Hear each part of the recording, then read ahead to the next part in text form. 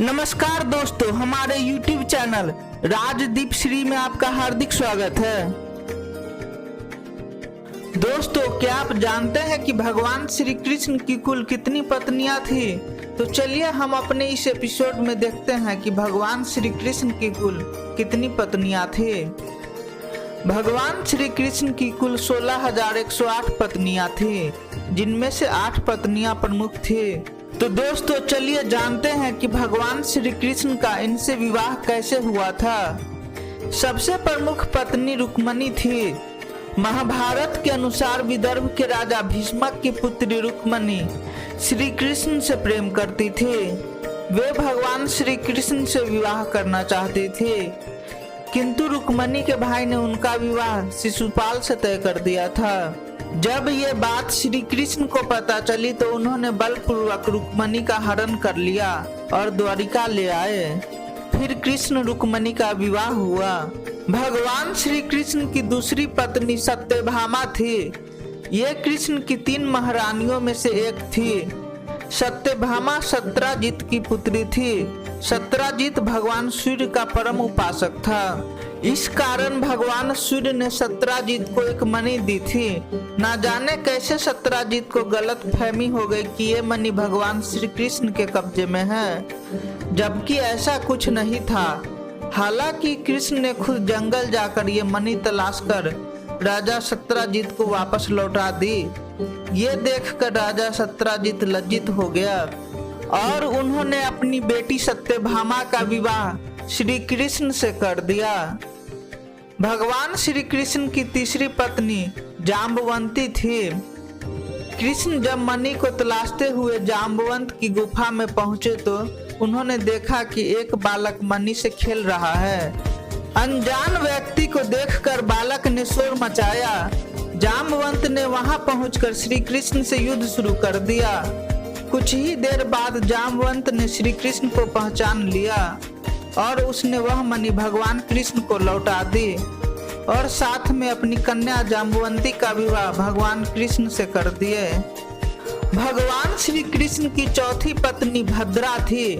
भगवान श्री कृष्ण की सुरती कीर्ति नामक बुआ कैकेयी देश में रहती थी। उनकी भद्रा नामक एक कन्या थी। भद्रा के भाई श्री कृष्ण से उसका विवाह करना चाहते थे। अपनी बुआ और भाइयों की इच्छा को पूरा करने के लिए श्री कृष्ण ने पूरे विधि विधान से भद्रा के साथ विवाह किया।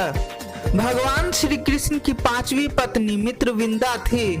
अवंतिका देश के राजा विंद और अनुविंद थे। मित्रविंदा श्री कृष्ण की फुआ राजाधिदेवी की कन्या थी। उसकी शादी के लिए स्वयंवर का आयोजन किया गया, जिसमें श्री कृष्ण भी पहुंचे। मित्रविंदा खुद कृष्ण से विवाह करना चाहती थी। मित्रविंदा का भाई दुर्योधन से अपनी बहन का विवाह करना चाहता था। तब कृष्ण ने सभी विरोधियों के सामने मित्रविंदा का हरण कर लिया और मित्रविंदा से शादी कर लिए। भगवान श्री कृष्ण की 6ठी पत्नी कालिंदी थी। सूर्य की पुत्री कालिंदी भगवान श्री कृष्ण को पति रूप में पाने के लिए तप कर रही थी। कालिंदा की मनोकामना पूर्ण करने के लिए भगवान श्री कृष्ण ने उनके साथ विवाह कर लिया।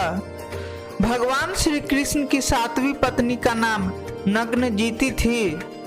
राजा नग्नजीत की पुत्री नग्नजीती थी। वह अत्यंत सुंदर और सर्वगुण संपन्न थी। राजा ने उसके विवाह के लिए एक मुश्किल शर्त रख दी कि जो क्षत्रिय 7 बैलों पर जीत प्राप्त करेगा, उसी के साथ वो अपनी बेटी की शादी करेंगे। कृष्ण ने यह काम कर दिखाया और राजा ने अपनी बेटी की शादी भगवान कृष्ण से कर दिए। भगवान श्री कृष्ण की 8वीं पत्नी का नाम लक्ष्मणा थी। भगवान श्री कृष्ण ने लक्ष्मणा को स्वयंवर में जीतकर उससे शादी की थी। इन 8 रानियों से कृष्ण के कुल 80 पुत्र थे। कृष्ण के सबसे बड़े पुत्र का नाम प्रद्युम्न था, जो कामदेव के अवतार माने जाते थे। कृष्ण अपनी 8 पत्नियों के साथ सुखपूर्वक द्वारिका में रह रहे थे। एक दिन स्वर्गलोक के राजा देवराज इंद्र ने आकर उनसे प्रार्थना की कि हे कृष्ण, प्रयाग ज्योतिषपुर के दैत्यराज नरकासुर के अत्याचार से देवगण त्राही त्राही कर रहे हैं। इंद्र ने कृष्ण को बताया कि नरकासुर ने पृथ्वी के कई राजाओं के खूबसूरत बेटियों का हरण कर लिया है और उन्हें अपनी बंदी बनाकर रखा है।